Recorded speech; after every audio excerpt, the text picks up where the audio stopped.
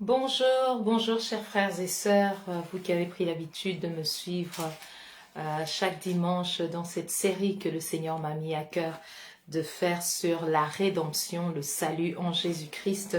C'est pour vous Madeleine Bala, nous en sommes à notre cinquième... Attendez, je vais arranger juste un petit peu la caméra. Nous en sommes, je disais, à notre cinquième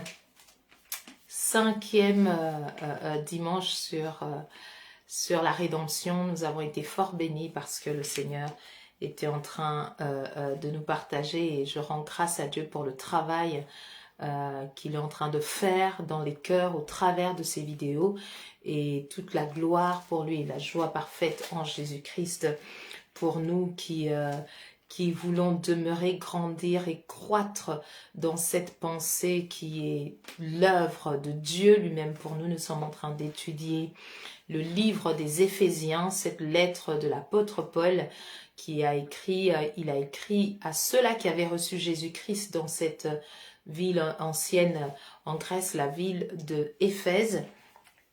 Et nous avons parcouru le chapitre 1 en 3 semaines, je pense, de 1 à 7, 7 à 14 et puis 15 à 23. Et j'aimerais reprendre dans les grandes lignes le passage des Écritures de 15 à 23 avant de passer au chapitre 2. Aujourd'hui, nous verrons de 2 à 10. Et si vous avez vos Bibles avec moi, s'il vous plaît, vous pouvez ouvrir dans Éphésiens chapitre 1 au verset 15. Je ne reprendrai pas depuis le début. Je vous invite vivement à aller faire un tour sur notre page YouTube Things Above, ça veut dire les choses d'en haut en rapport avec Colossiens chapitre 3 au verset 1 qui nous dit que ceux qui sont nés de l'esprit s'affectionnent aux choses d'en haut, donc aux choses qui concernent Christ, qui concernent le salut, qui concernent la rédemption, qui concernent la parole vivante et vivifiante de Dieu notre Père en Jésus-Christ pour nous. Et c'est ce que nous sommes en train de faire. Nous sommes intentionnels dans le partage de la parole, dans l'évangile de Jésus-Christ, afin que quelqu'un, quelque part, reçoive la vie de Christ, non seulement soit transformé, mais aussi devienne une source de bénédiction à son tour pour les autres. Voilà, donc nous allons lire de 15 à 23, je lirai d'un trait, je ferai un résumé. C'est pourquoi moi aussi, c'est l'apôtre Paul qui est en train de parler à ses frères à qui il écrit dans la ville d'Éphèse, il dit, c'est pourquoi moi aussi, ayant entendu parler de votre foi au Seigneur Jésus et de votre charité pour tous les saints, je ne cesse de rendre grâce pour vous, faisant mention de vous dans mes prières, afin que le Dieu de notre Seigneur Jésus-Christ, le Père de gloire, vous donne un esprit de sagesse et de révélation dans sa connaissance. Et nous avons vu la fois dernière, en revenant, en faisant marche arrière, que dans la connaissance, il y a la révélation. Et cette révélation nous apporte la sagesse nécessaire pour marcher au quotidien. Et on peut le lier à Romains. Romains, c'est encore un livre, un épître qui a été écrit par l'apôtre Paul. Je rappelle qu'il a écrit près des 2/3 des épîtres qui se retrouvent dans le Nouveau Testament. Et ici, il dit que leur devoir est de veiller à ce que leur pensée soit renouvelée pour s'aligner au salut et à la grâce et à la connaissance qui est ce que Dieu a fait pour nous en Jésus-Christ, mais qui ne l'auront pas comme s'ils lisaient la Bible comme un livre d'histoire ou en faisant un devoir de géographie. Ce serait plutôt dans une pensée de soumission à ce que le Saint-Esprit va leur révéler au travers de la méditation et de la parole. Il dit offrez vos corps comme un sacrifice vivant, saint et agréable à Dieu. Je suis en train de citer Romains chapitre 12 du verset 1 au verset 2. Il dit offrez vos corps comme un sacrifice vivant, saint et agréable à Dieu, ce qui sera de votre part un culte raisonnable. Ne vous conformez pas au siècle présent. Donc c'est un verbe qui est en mode actif. Ça veut dire que c'est le sujet qui fait l'action. Le fait de méditer, le fait de prier, le fait d'étudier la parole pour comprendre celui qui nous a appelés par sa propre gloire et par sa vertu. Je viens de citer la 2 Pierre chapitre 1 au verset 3 qui nous dit qu'au travers de la rédemption, au travers du salut, Dieu a fait ce que ce que nous voyons en image, Jésus-Christ en train de raconter dans l'histoire du fils prodigue dans Luc. Et donc ici, l'apôtre Paul est en train de dire, vous avez le devoir de veiller à ce que vous puissiez vous conformer, à comprendre la constitution de ce nouveau royaume dans lequel nous sommes, le royaume du Fils de son amour, Colossiens chapitre 1 au verset 12. Et il dit, c'est de votre devoir de faire ce travail, et en le faisant, vous allez acquérir, recevoir. Donc, il va vous être donné afin qu'il vous donne un esprit de sagesse et de révélation. Dans ce travail-là, vous aurez la révélation et cette révélation vous apportera la ligne de conduite, donc la sagesse divine pour marcher ici-bas sur la terre dans la vérité de sa parole. Dans cette nouvelle vie, il dit « Je ne cesse de rendre grâce à Dieu pour vous, faisant mention de vous dans mes prières. » Donc, quand il est en train de prier pour ceux-là qui avaient reçu Jésus-Christ comme Seigneur et Sauveur, il dit merci au Seigneur. Il dit « Seigneur, merci pour ces personnes qui ont répondu par la foi à la grâce que toi, tu leur as donnée. Ils ont disposé leur cœur à recevoir la vérité de l'évangile et je te bénis. » Il dit « Je ne cesse de rendre grâce à Dieu pour vous. » Donc, je suis reconnaissant à Dieu pour vos âmes. Il dit « C'est pourquoi moi aussi, ayant entendu parler de votre foi au Seigneur et de votre charité pour tous les saints. » Nous avions commenté la fois dernière disant que il a parlé de la même manière à ceux-là qui étaient dans la ville de Colosse. Il leur disait j'ai reçu de la part de mon collègue, de la part de mon frère d'armes, Épaphras, il est revenu avec des bonnes nouvelles disant que vous êtes en train de manifester les résultats que donnent ceux-là qui ont reçu l'évangile. Donc vous avez la foi envers Dieu et vous manifestez donc en réponse à cette foi, vous manifestez la charité envers les frères. Donc ça se voit que verticalement, vous avez reçu de Dieu dans vos cœurs et que vous êtes en train de le verser envers les frères de manière horizontale, par la charité, par l'amour envers les frères. Il dit donc je rends grâce à Dieu pour ça, je rends grâce à Dieu pour vous et je ne cesse de faire mention. Donc je cite vos noms dans mes prières. Seigneur, je prie pour un tel, je te rends grâce, je suis reconnaissant de ce que cette personne a reçu ta vie. Et maintenant que je suis au courant que vous avez reçu la vie, qu'effectivement vous avez reçu l'évangile, que la semence incorruptible a pénétré votre esprit, de Thessaloniciens 5, verset 23, l'apôtre Paul est en train d'encourager ceux-là qui avaient reçu Jésus-Christ comme Seigneur et Sauveur dans cette ville de Thessalonique. Il leur dit que votre être tout entier, esprit, âme et corps soit gardé irrépréhensible jusqu'à l'avènement de notre Seigneur Jésus-Christ. Et il nous apprend ce que la science essaie d'expliquer, il nous apprend que nous sommes esprits, que nous possédons une âme et que nous vivons dans un corps. Celle qui vous parle, mon enveloppe, vous le connaissez, si vous m'avez déjà vu, on a déjà peut-être échangé quelques mots. Si je n'ouvre pas ma bouche, vous ne saurez pas le fond de mes pensées. Donc, dans l'intérieur de l'enveloppe humaine, il y a une dimension et nous comprenons qu'il y a une autre dimension intérieure qui est celle de l'esprit. Et donc, il dit afin que le Dieu de notre Seigneur Jésus-Christ, le Père de gloire, vous donne un esprit de sagesse et de révélation dans sa connaissance. Donc le fait d'entretenir cette relation et d'aller comme ça à la quête dans la méditation et dans la prière va ouvrir les yeux de l'esprit, les yeux de l'homme intérieur pour comprendre, pour avoir la révélation des choses de l'esprit qui vont nous apporter la sagesse, cet esprit de sagesse dans les choses de tous les jours. Il dit, verset 17, afin que le Dieu de notre Seigneur Jésus-Christ, le Père de gloire, vous donne un esprit de sagesse et de révélation dans sa connaissance et qu'il illumine les yeux de votre cœur pour que vous sachiez quelle est l'espérance qui s'attache à son appel. Quelle est la richesse de la gloire de son héritage qu'il réserve aux saints. Il dit, il ne suffit pas que vous ayez reçu Jésus-Christ comme Seigneur et Sauveur. Vous êtes entrés dans le royaume. Maintenant, vous avez le devoir d'ouvrir la constitution de ce nouveau royaume dans lequel vous avez la rédemption, la rémission des péchés. Colossiens chapitre 1, verset 12.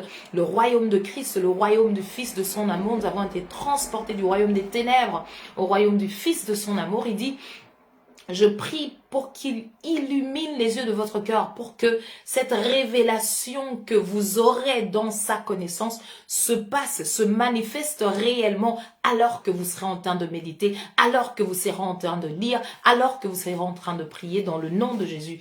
Et je fais cette même prière pour vous, parce que cette prière, autant elle était valable à l'époque de l'apôtre Paul, elle est encore valable aujourd'hui. Je prie dans le nom de Jésus, que la semence, la vérité de l'évangile que vous êtes en train d'entendre en ce moment pénètre le fond de votre intelligence, de vos pensées, afin que vous puissiez discerner cette parole avec les yeux de l'homme intérieur. Donc qu'il illumine dans le nom de Jésus-Christ, qu'il illumine les yeux de votre cœur, pour que vous sachiez quelle est l'espérance qui s'attache à son appel. Donc dans l'appel de Dieu, il y a une espérance.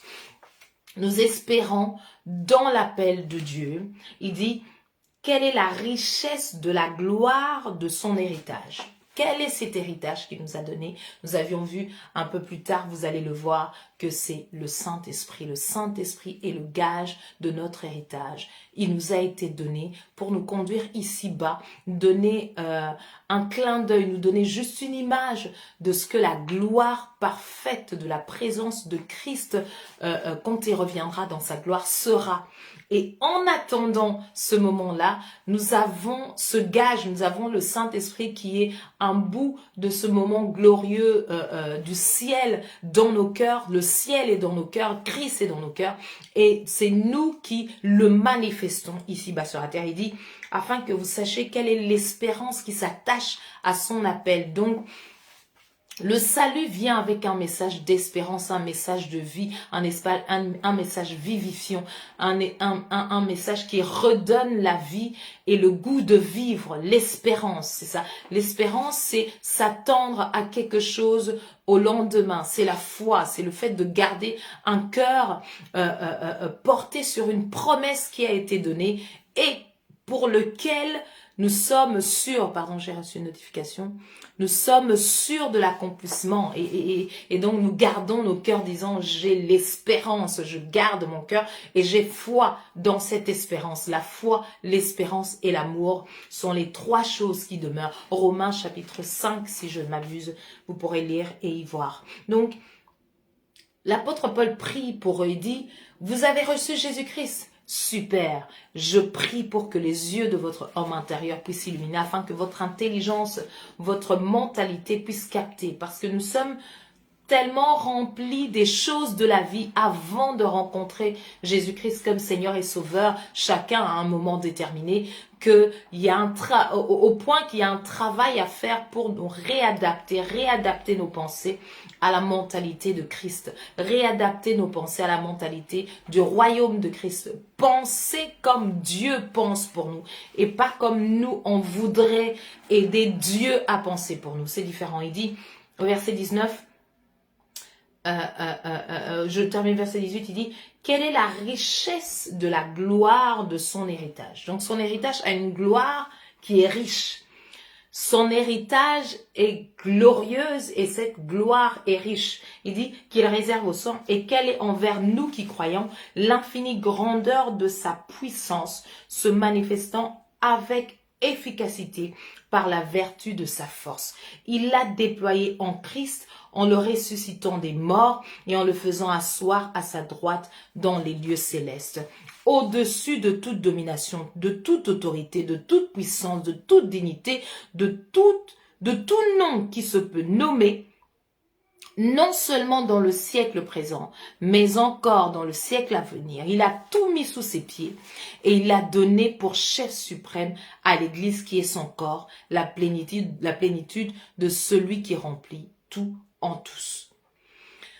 Quand vous lisez la parole de Dieu, elle s'explique d'elle-même dans les versets avant et les versets après. Le verset 18 dit que afin qu'il illumine les yeux de votre cœur, pour que vous sachiez quelle est l'espérance qui s'attache à son appel. Quelle est cette espérance? Elle est décrite dans les versets suivants. Quelle est la richesse de la gloire de son héritage? Quel est cet héritage? Verset 13 nous le dit. En lui, vous aussi, après avoir entendu la parole de la vérité, l'évangile de votre salut. En lui, vous avez cru et vous avez été scellés du Saint-Esprit qui avait été promis. L'héritage. Et donc ici, il dit, en revenant au verset 18, qu'il illumine les yeux de votre cœur pour que vous puissiez comprendre l'œuvre de la rédemption, en fait. Parce que c'est de ça qu'il s'agit après. Si vous lisez, il dit, pour que vous sachiez quelle est l'espérance qui s'attache à son appel. Il nous a appelés en Christ. Nous sommes élus en Christ. Ceux-là qui sont élus en Christ, les versets d'avant nous le disent. Quand vous repartez dans le verset 3, il dit « Béni soit Dieu, le Père de notre Seigneur Jésus-Christ, qui nous a bénis de toutes sortes de bénédictions spirituelles dans les lieux célestes en Christ. » Donc nous sommes en Christ, le travail a été fait en Christ, en la mort et la résurrection de Jésus-Christ. Et ici l'apôtre Paul est en train de dire, en fait je prie pour que vos yeux puissent capter la profondeur et combien la mort et la résurrection de Jésus-Christ parlent, vibre en esprit et l'importance, l'implication, l'influence, l'impact, pardon, l'impact de la mort et de la résurrection de Jésus-Christ dans le monde spirituel. Je prie que Dieu, maintenant que vous êtes entrés en Christ, que votre disposition à méditer, à prier, à demeurer dans le lieu de la communion avec Dieu au travers de sa parole, puisse faire que les yeux de votre être intérieur soient ouverts à voir, à comprendre l'étendue de la gloire de ce qui s'est passé en Christ Jésus. Il dit, quelle est envers nous qui croyons l'infinie grandeur de sa puissance, l'infinie grandeur de sa puissance se manifestant avec efficacité par la vertu de sa force. Il dit, verset 18, qu'il illumine les yeux de votre cœur. Je prie que vos yeux s'ouvrent à voir ce qu'il lui-même a fait spirituellement. Il dit, pour que vous sachiez, pour que vous ayez la connaissance, le savoir de l'espérance qui s'attache au travail qu'il a fait en Christ. Et en Christ, il nous a appelés, il nous a élus en Christ. Il dit, quelle est la richesse de la gloire de son héritage? Son héritage a une gloire qui est riche. Et quelle est-elle? Envers nous qui croyons, c'est l'infinie grandeur de sa puissance. Cette puissance, ça fait quoi? Il a déployé cette puissance en Christ. L'héritage a une gloire. L'héritage a une gloire qui est riche. L'héritage a une gloire qui est riche. Et cette gloire est réservée aux saints. Cet héritage est réservé aux saints. Nous sommes en train d'étudier verset par verset. L'héritage a une gloire qui est riche. Et cette gloire est réservée aux saints. Quel est cet héritage? Cet héritage, cette gloire, qui est envers nous, qui croyons. Donc, ce travail qui est pour les saints, donc pour nous qui croyons, c'est l'infinie grandeur de sa puissance. Quelle est l'infinie grandeur de sa puissance? Quelle œuvre cette puissance a fait? C'est sa main, sa force, la vertu de sa force. Qu'elle a fait? Il l'a déployé, on l'a vu manifeste. Sa puissance a été manifeste. Sa puissance est en train de témoigner de la richesse, de la gloire de son héritage. C'est du français. C'est simplement pour dire que le travail que Dieu a fait en Jésus-Christ a une puissance qui est au-dessus des dominations, principautés, autorités de tout nom qui peut se nommer, comme il dit après. En Jésus-Christ, la place dans laquelle Dieu lui-même nous a mis en Jésus-Christ est une place inébranlable, indéboulonnable, qui est incomparable. Nous sommes au-dessus et non en bas, devant et non derrière. Nous sommes dans une position de royauté, de sacrificateur, de filiation qui est au-delà de tout ce qui peut se passer ici-bas sur la terre, car c'est de l'invisible que vient le visible. Je vais encore reprendre, le Seigneur est en train vraiment d'insister sur cette partie. Il y a l'héritage que nous avons reçu dans l'œuvre qui a été faite en Jésus-Christ, et cet héritage, il y a un appel qui est dedans. Cet héritage a une gloire qui est riche, et elle a été, son infinie grandeur a été vue, sa puissance a été vue, la puissance de Dieu, la vertu de sa force a été vue quand il l'a déployée en Christ dans sa mort et dans sa résurrection. D'autres étaient morts, mais n'étaient pas ressuscités. Il l'a déployé en Christ, verset 20, en le ressuscitant des morts. La résurrection en Jésus-Christ marque la puissance de Dieu à nous sauver, à nous sortir de la nature du péché. Parce que Dieu a été capable de ressusciter Jésus-Christ d'entre les morts. Nous étions morts avec lui, nous sommes ressuscités avec lui. Pourquoi c'est la puissance? Pourquoi il l'a déployé? Quand on donne le mot déployer veut dire étendre tout ce qu'il y a dans la dimension de la chose qu'on veut étendre, dans toute sa longueur, dans toute sa grandeur, dans toute sa profondeur. Il l'a déployé, cette puissance, il l'a sortie au niveau maximum. C'est ça le synonyme du mot déployer. Donc, cette puissance envers nous, il l'a déployée parce qu'il était en train, en Jésus-Christ, de sortir tout celui qui était dans cette nature de péché, tous les descendants d'Adam.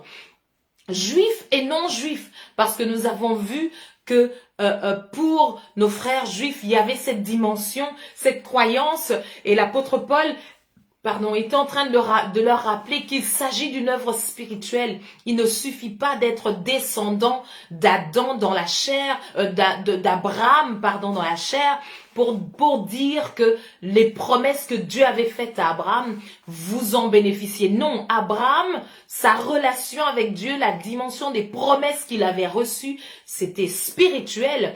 Et la descendance qui lui avait été promise au travers d'Isaac, c'était Jésus-Christ. On parlait de cet homme 100% homme et 100% Dieu. Dieu lui-même qui allait s'incarner.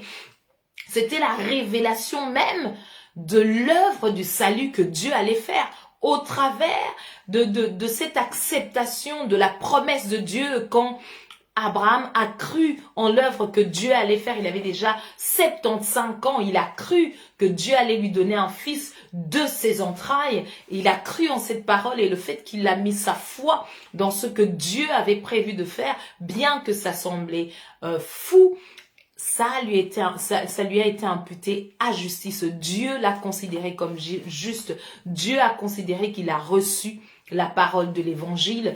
Et donc, tout celui qui se met dans cette position de croire comme Abraham a cru, bénéficie de cette promesse. Donc, entre dans la compréhension, bénéficie de la révélation, bénéficie de la vie éternelle, bénéficie de la capacité spirituelle de comprendre les choses spirituelles, bénéficie de Dieu lui-même en lui. C'est ce qui se passe quand nous naissons de nouveau. C'est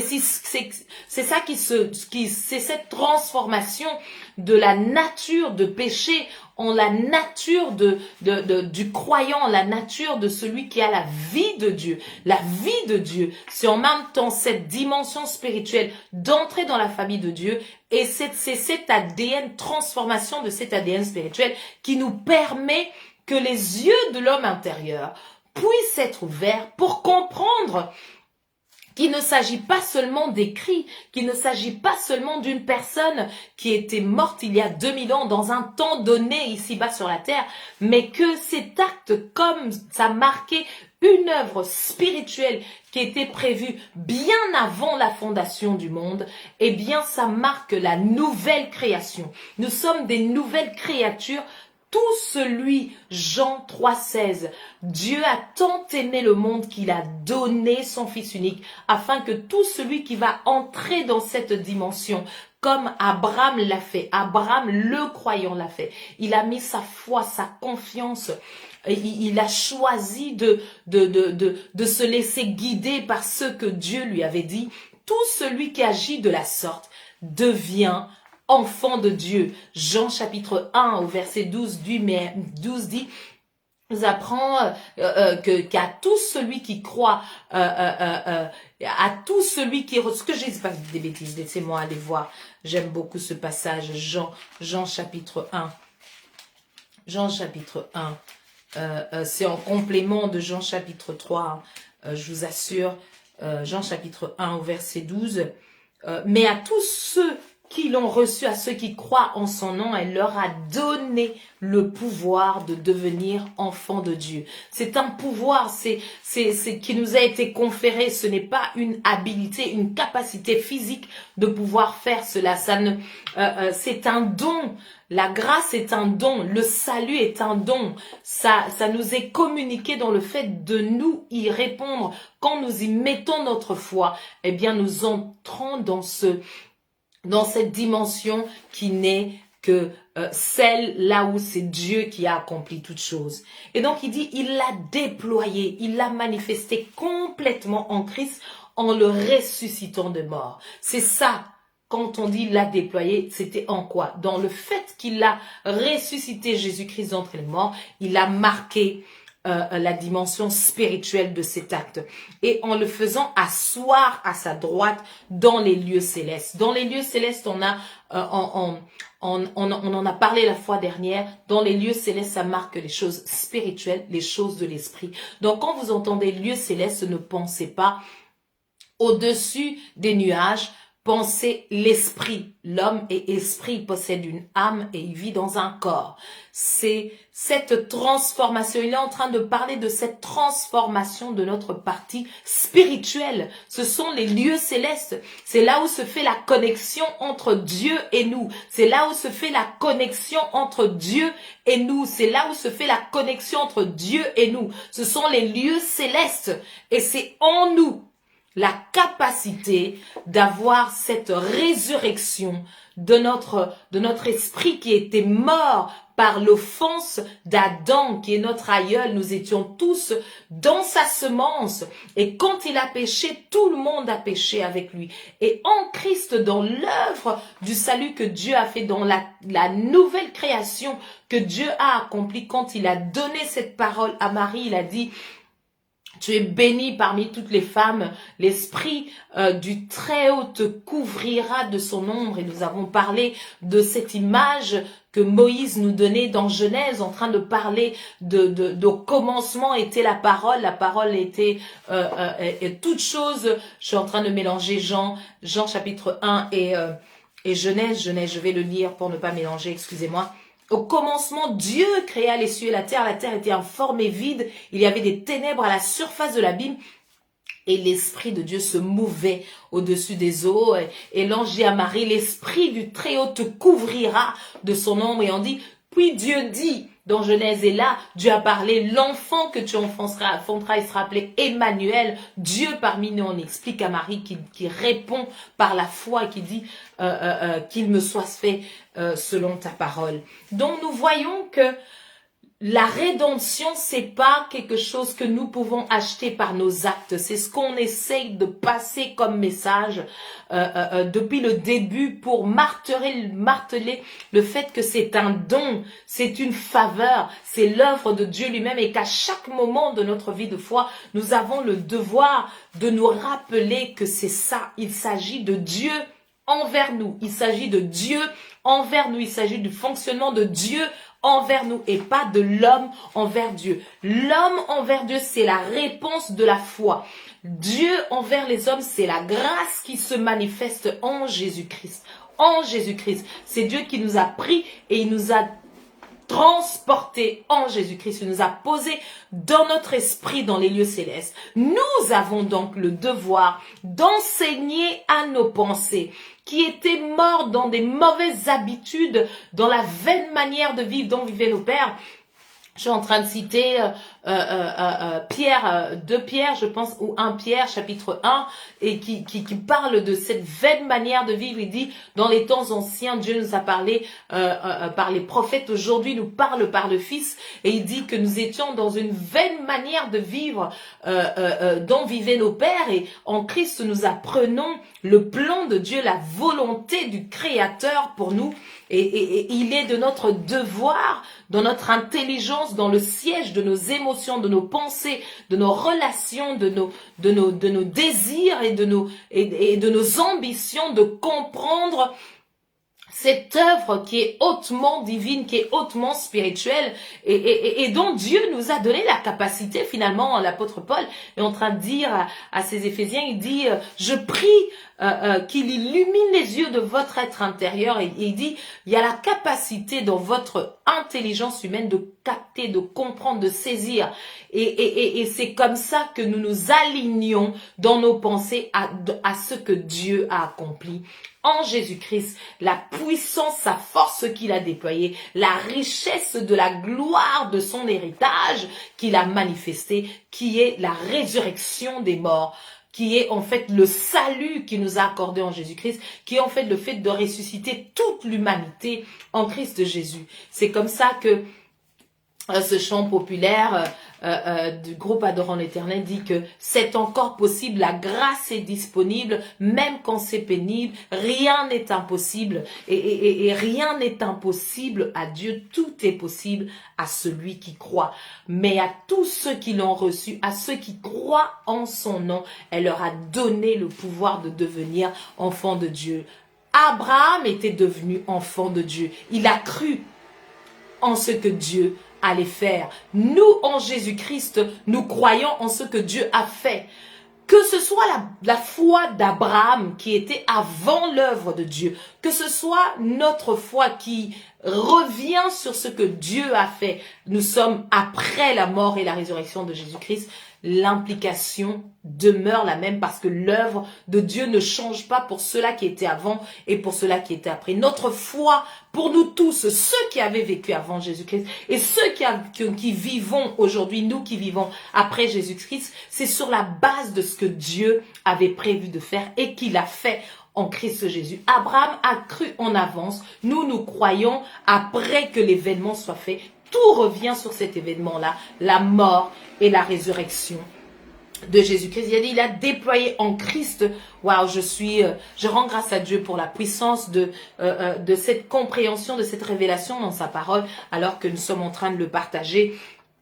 Il a déployé en Christ en le ressuscitant des morts et en le faisant asseoir à sa droite dans les lieux célestes. Ça, c'est le verset 20. Il dit, non seulement il a manifesté combien il est puissant en ressuscitant des morts, Jésus qui avait été mis dans le tombeau, mais il dit que il l'a sorti des morts et lui a donné une position qui est au-dessus. Bien-aimé, tu es au-dessus de toute domination, toute autorité, toute chose qui voudrait influencer ta vie d'une manière dont toi tu n'es pas d'accord. Tu es dans une position, tu dois le savoir, tu dois rappeler à tes pensées à tout moment, c'est ton devoir de chrétien au quotidien, de rappeler à tes pensées que toi tu es différent, de rappeler à tes pensées que tu as adhéré à une vie qui est au-dessus des principautés, des autorités, laissez-moi vous le citer, verset 21, au-dessus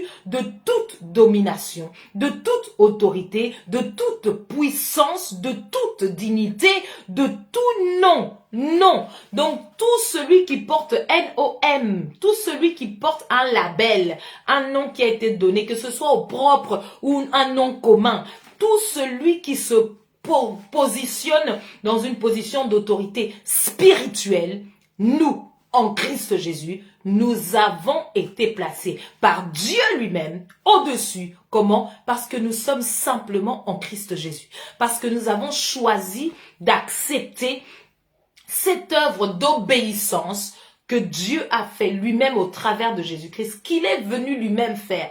Nous avons adhéré à lui-même en fait. Nous avons choisi d'entrer en lui-même. Ce qui fait que nous sommes au-dessus. Parce que lui, il est le Créateur. Et c'est lui notre Père en Jésus-Christ. Nous avons adhéré, nous avons cru en ce que lui, il a dit. Il a dit que la mort et la résurrection de Jésus-Christ nous sort de la nature de péché. Nous sort de la redevance à la chair. Nous ne devons plus rien à la chair. Parce que ceux qui soutenaient la corrélation, ceux qui soutenaient notre appartenance à la chair a été bannie, a été détruite, a été enlevée en Jésus-Christ du fait de donner notre foi, de mettre notre confiance en ce que Dieu a fait à tous ceux qui l'ont reçu, à tout, nous sommes dans le tout, tous ceux qui croient en son nom, elle leur a donné. C'est un cadeau nous avons reçu et nous l'avons reçu en disant oui Seigneur, je t'accepte comme mon sauveur, deviens mon Seigneur dans ma vie, conduis-moi dans cette nouvelle vie chrétienne, conduis-moi, je ne veux plus conduire ma vie dans ce que je faisais avant, je reçois ta seigneurie. Nous sommes entrés dans un nouveau royaume. Il explique que ce royaume-là, cette position-là spirituelle, cette puissance qu'il avait déployée dans la mort et dans la résurrection de Jésus-Christ, c'était pour nous sortir nous-mêmes aussi en Christ Jésus, pour sortir tout celui qui mettrait sa foi, que ce soit aujourd'hui, que ce soit demain, tout celui qui croirait, comme Abraham a cru en avance. Cette personne-là est placée loin au-dessus, bien au-dessus. Il dit, nous faire asseoir dans les lieux célestes. Je vous rappelle que les lieux célestes, ce n'est pas au-dessus des nuages. Ça veut dire que c'est nous qui avons le devoir de faire comprendre à nos pensées, à la partie pensée, à la partie âme, que mon esprit là est placé avec Christ. Je suis au-dessus. Personne ne peut soumettre mon esprit à quoi que ce soit dont moi je n'adhère pas. Je refuse et je déclare ce qui est de ma nature désormais. Je ne refuse pas pour dire je m'y oppose mais je reste en prison. Non, j'ai été libéré de la prison. Je t'informe mes pensées que les choses sont changées. Je t'informe mes pensées qu'il y a eu changement de royauté. Je t'informe de mes pensées que désormais j'ai un nouveau Seigneur. Tu ne peux plus continuer à me conduire comme j'avais l'habitude avant ou que je me laissais faire avant. J'ai désormais la capacité, la force, la puissance spirituelle parce que j'ai reçu la nouvelle vie, parce que désormais j'ai la vie éternelle, la capacité de Dieu lui-même en moi de marcher au-dessus de la vie de péché. En Christ Jésus, ici-bas sur la terre. Dans mon esprit, j'ai reçu le dépôt. Le Saint-Esprit est venu habiter dans mon esprit et nous sommes un désormais. Moi et le Saint-Esprit, dans mon esprit, nous sommes un et c'est lui qui me montre le chemin. Le désir, mes désirs désormais ne se portent pas vers le péché. Mes désirs désormais se portent à manifester la volonté de Dieu, à manifester Dieu que j'ai reçu dans mon esprit. Je le manifeste dans mes pensées. Et ça se voit au travers des œuvres envers les hommes. C'est comme ça que l'apôtre Paul est en train de féliciter les Colossiens et même les Éphésiens. Il dit, effectivement, ça se voit que vous avez reçu l'évangile. Effectivement, la mort et la résurrection de Jésus-Christ a été manifestée dans vos esprits. Effectivement, vous avez reçu cette œuvre puissante qui a été déployée en Jésus-Christ dans sa mort et sa résurrection. Effectivement, vous avez adhéré à cela. Et comment est-ce que je le sais? Par votre charité envers les frères.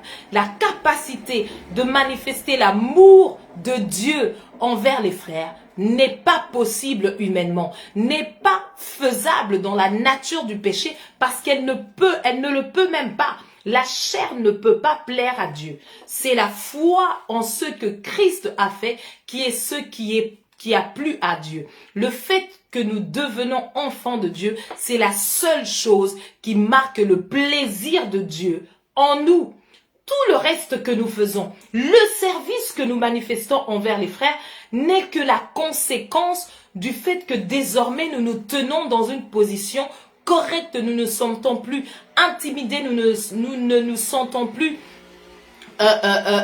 petits devant Dieu, nous nous sentons considérés, nous n'avons plus honte de nous tenir devant Dieu, nous nous sentons acceptés, aimés, couverts, rassurés assurés dans tout ce que nous faisons. Nous nous sentons courageux, audacieux envers les hommes à parler au nom de Dieu, même devant ceux-là qui nous avaient vus agir d'une manière de pécheurs dans notre vie passée.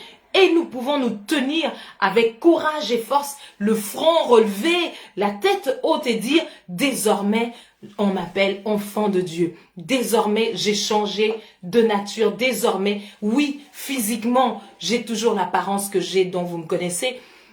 Pardon, mais dans mon esprit, je suis une nouvelle créature et mes pensées sont en train de le comprendre. Mes pensées sont en train de croître dans la révélation, dans la richesse de cette gloire, dans la sagesse, cette sagesse divine se manifeste au quotidien. L'apôtre Paul dit des Colossiens et des Éphésiens, et ça se voit que vous avez reçu, que vous avez la foi envers Dieu par votre charité pour les frères. Continuons, il dit...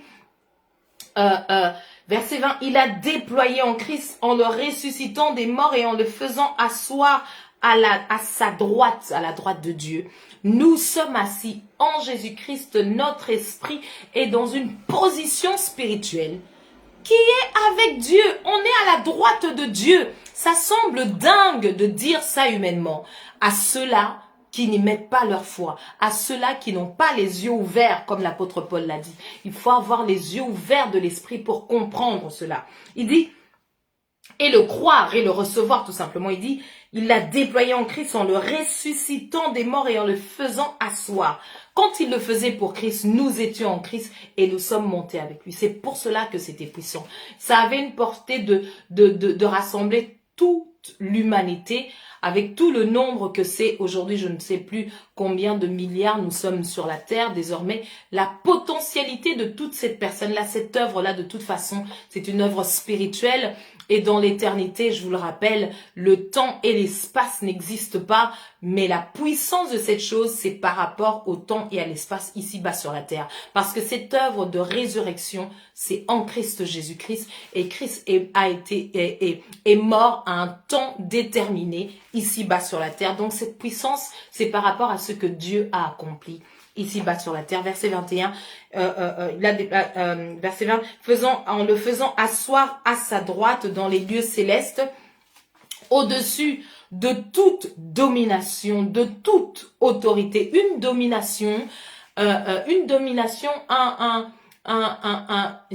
part du mot dominer, c'est un domaine, c'est un espace géré par une personne qui a une position d'autorité. C'est ça, un domaine, une domination, c'est quelqu'un qui a droit sur cette portion de terre-là.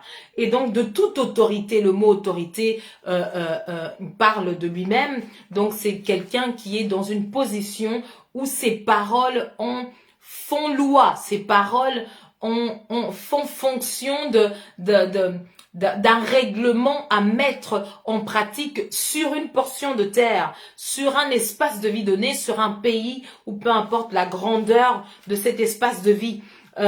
Il dit au-dessus de toute puissance. La puissance, c'est tout celui qui a la capacité matérielle d'influencer le futur ou la manifestation d'une chose ou d'une autre par sa position et par ses attributs physiques.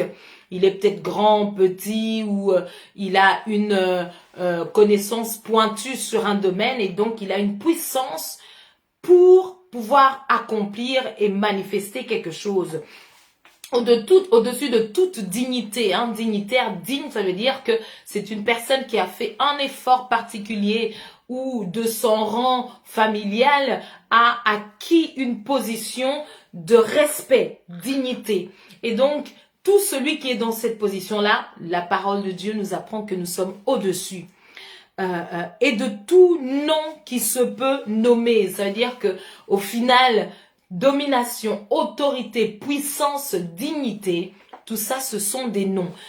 Peu importe le nom que tu pourrais donner, Jésus-Christ, Dieu en Jésus-Christ, dans sa mort et dans sa résurrection, nous a élevés et placés au-dessus. Au-dessus du mot maladie, nous sommes au-dessus. Au-dessus de la sorcellerie, nous sommes au-dessus. Au-dessus de la magie, nous sommes au-dessus. Au-dessus de quel mot? la pauvreté, nous sommes au-dessus, au-dessus du manque, nous sommes au-dessus de, peu importe, au-dessus des liens de famille, nous sommes au-dessus, car en Christ, nous sommes des nouvelles créatures. Les liens ne fonctionnent plus parce que nous avons une dimension qui est au-dessus de tout ce qui était de la nature, du péché.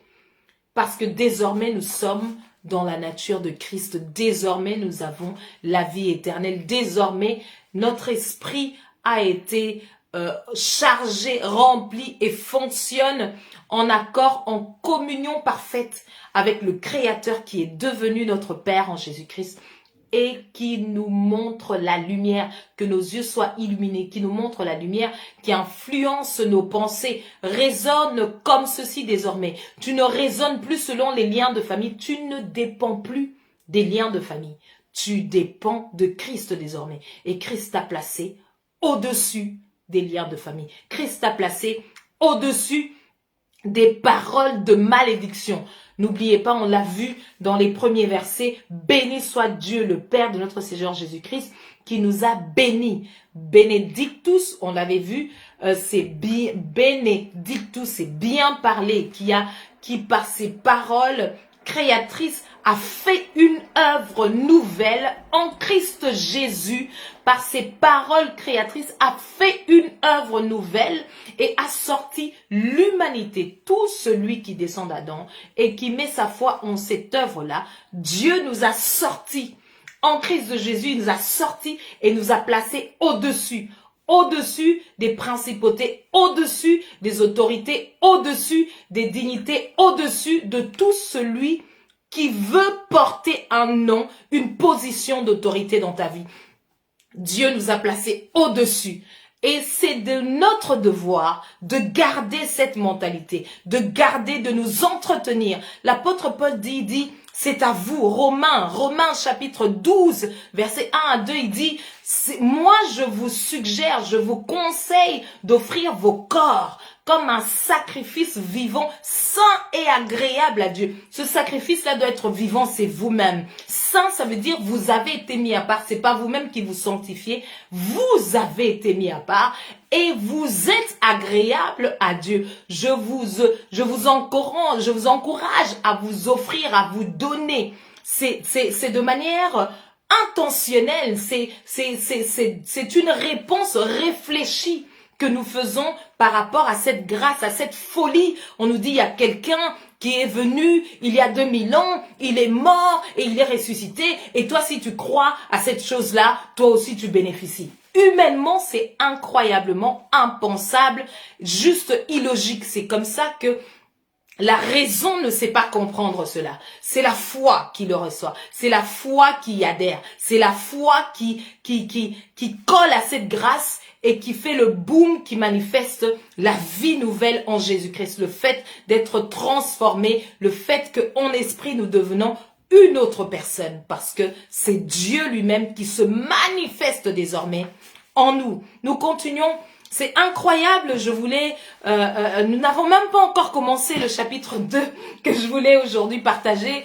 Rien que le rappel, vraiment le Saint-Esprit nous a donné une nouvelle dimension de révélation et je rends grâce à Dieu pour cela. On continue, il dit au-dessus de tout nom qui se peut nommer, non seulement dans le siècle présent, il continue, il marque la portée de cette œuvre, il dit non seulement dans le siècle présent, mais encore dans le siècle à venir. Il dit, ça ne dépendra pas du temps. Ta position que tu as acquise en Christ Jésus, cette position acquise, c'est une position qui est éternelle. C'est ça qu'il veut dire. Non seulement dans le siècle présent, mais encore dans le siècle à venir. Ça doit nous donner la réflexion et l'idée de se dire tout ce que je déclare dans ma position d'autorité, moi qui est chrétien en Christ Jésus, je ressemble à Christ, tout ce que je peux manifester dans cette position d'autorité, eh bien, à pouvoir fera autorité pour l'éternité. Tout ce que je vais déclarer sur les générations à venir, tout ce que je vais faire va avoir un impact de génération en génération parce que moi, désormais, je suis un esprit qui a été vivifié par le Saint-Esprit lui-même, par l'œuvre de Dieu lui-même. En Christ Jésus, j'ai adhéré, je suis entré en Christ Jésus. Dans les lieux célestes, c'est mon esprit. Dans cette dimension d'éternité, tout ce que je déclare, tout ce que je reçois, tout ce que je fais passer de ce lieu céleste, de mon esprit vers mes pensées, pour que ça puisse impacter le physique, marque et reste de siècle après siècle. C'est comme ça que vous verrez dans l'Ancien Testament, dans le livre des rois, on vous parle de différents rois, d'autres qui ont bien vécu et qui ont marqué des générations, d'autres qui ont mal vécu et leur nom a été perdu au fil des générations. Ceux-là qui ont bien vécu, leur bienfait s'est répandu pendant des générations. Pourquoi? Parce qu'il y a un impact spirituel à ce que nous déclarons en Jésus-Christ, ce que nous faisons en Jésus-Christ. Il dit, il a tout mis sous ses pieds et il l'a donné pour chef suprême à l'Église. L'Église, c'est toi et moi. L'Église, c'est celui qui a reçu cette parole de l'œuvre, comme Abraham. Abraham était l'épouse à son époque, bien que c'était avant Jésus-Christ. C'est pour ça qu'on calibre notre foi comme à celle d'Abraham qui a cru, parce qu'il est le premier à avoir cru à cette folie de l'Évangile. Abraham a reçu la parole de l'évangile. Abraham était entré en Christ en avance. C'est une affaire spirituelle, rappelez-vous. On parle ici de l'éternité. Ne voyons pas le temps que c'était avant ou après. Tout se rassemble en Christ Jésus. C'est comme ça que l'apôtre Paul est en train de dire aux Juifs. Il dit, ne pensez pas qu'il s'agit d'une descendance physique parce que vous descendez d'Abraham, alors c'est bon, tout va bien. Non, il s'agit d'une adhérence spirituelle. C'est une œuvre qui est parfaite en esprit. Donc, pour bénéficier de cela, vous devez dire oui à ce Jésus charpentier que vous avez vu. Oui, il était votre voisin peut-être, oui, mais c'est ce Jésus-là qui était le Messie. Vous n'avez qu'à croire en ce Jésus-là parce qu'il n'y aura pas d'autre Messie qui va venir. Ça, c'est la bataille de foi pour ceux-là qui naissent juifs, qui naissent dans la nation juive. Mais pour tous les autres, donc pour ceux qui étaient considérés comme païens par les juifs, ceux-là qui venaient d'autres nations, moi je dirais, c'est comme si c'est un peu plus facile, quoique ça reste une adhérence spirituelle, mais il n'y a pas ce blocage-là de croire, cette pensée d'orgueil de se dire je suis de la descendance d'Abraham physiquement, qui peut être un obstacle en plus pour les Juifs, mais pour tout celui qui reçoit la parole de la vérité, il lui a été donné le pouvoir de devenir enfant de Dieu. On va quand même lire le chapitre 2. Oh non, je sens dans mon esprit qu'on doit s'arrêter là. Aujourd'hui, c'était vraiment puissant. Je rends grâce à Dieu. Je crois que le besoin était pour nous de comprendre cette partie de 15 à 23 dans une nouvelle dimension. Moi-même, je suis tellement bénie par ce que le Saint-Esprit nous a montré aujourd'hui dans ces versets de 15 à 23. Disons que c'est une version bis dans cette semaine 5 et vous inquiétez pas, le chapitre 2 de 1 à 10 ne parle de rien d'autre également que de la grâce de Dieu. Vous êtes bénis dans le nom de Jésus-Christ. Nous sommes au-dessus des principautés, domination, autorité, dignité et de tout nom. Citez-le et vous dites je suis au-dessus. Mettez le nom de cette chose. Dites je suis au-dessus. Mettez le nom de cette chose qui vous dérange actuellement. Dites en Christ, je suis au-dessus. Merci Père pour le salut que tu m'as donné, pour cette œuvre puissante, pour la puissance de la gloire, la richesse de ta gloire qui a été manifestée dans la mort et dans la résurrection de Jésus-Christ, la puissance de cette résurrection que tu as déployée en Christ Jésus et tu m'as sorti de cette nature de péché et tu m'as mis dans cette position-là à ta droite, en Christ. Nous sommes en Christ, les lieux célestes, notre esprit est en Christ et nous avons le devoir, l'apôtre Paul est en train de les rappeler, nous avons le devoir de l'enseigner à nos pensées pour que notre physique puisse suivre. Rappelez-vous, le corps c'est une enveloppe qui ne fait que repliquer ce qui est des pensées. Tel un homme pense, tel il est. Nous avons le devoir de bien penser. Et cette bonne pensée, cette manière de bien penser doit s'aligner à la vérité de Dieu, à la vérité de l'évangile, à la réalité spirituelle, là où nous sommes placés. Et c'est en Christ que ça se passe. Vraiment demeurer béni dans le nom de Jésus. Je crois que cette parole qui est divine, qui est spirituelle, est une semence incorruptible qui est déposée dans dans vos pensées, qui vient transformer, changer radicalement, qui vient ébranler les fondations qui n'étaient pas de Dieu dans le nom de Jésus-Christ et qui vient vous repositionner dans votre place de fils de Dieu en Christ Jésus, et on se retrouve très bientôt. Vraiment demeurez bénis, et ça portera, ces paroles porteront du fruit de la repentance, du fruit de la justice. Et n'hésitez pas à partager cette vidéo avec quelqu'un quelque part. Parlez-lui de la mort et de la résurrection de Jésus-Christ. Parlez-lui du fait qu'il n'a plus à subir les conséquences de la vaine manière de vivre dont vivaient nos pères, et qu'en Christ Jésus, Dieu nous a donné la solution. C'était la solution de Dieu lui-même, c'était le cadeau de Dieu lui-même pour nous, et nous y répondons dans notre foi et nous y marchons avec joie parfaite, parce que personne ne peut nous déboulonner de là. Nous nous en réjouissons et nous y demeurons en gardant notre foi ferme, en déclarant la parole de Dieu, en priant sur cette parole de méditation et en recevant la révélation qui est déjà dans notre esprit, qui est simplement en train d'être transmise dans nos pensées, et notre corps le manifeste, et nos frères et sœurs reçoivent cette charité qui est la version simplement de notre foi en Dieu. Voilà, demeurez bénis dans le nom de Jésus. Je sais pas, c'est la 40e fois que je le dis, mais là, franchement, je vais m'arrêter et je rends grâce à Dieu du déploiement de sa grâce envers nous en ce jour, en Christ Jésus, dans ce passage de Éphésiens chapitre 1, du verset 15 au verset 23. C'était la version bis de la semaine dernière. Nous sommes ce dimanche-ci à notre dans notre semaine 5 de cette série sur la rédemption. Demeurez bénis dans le nom de Jésus. À très bientôt. Au revoir.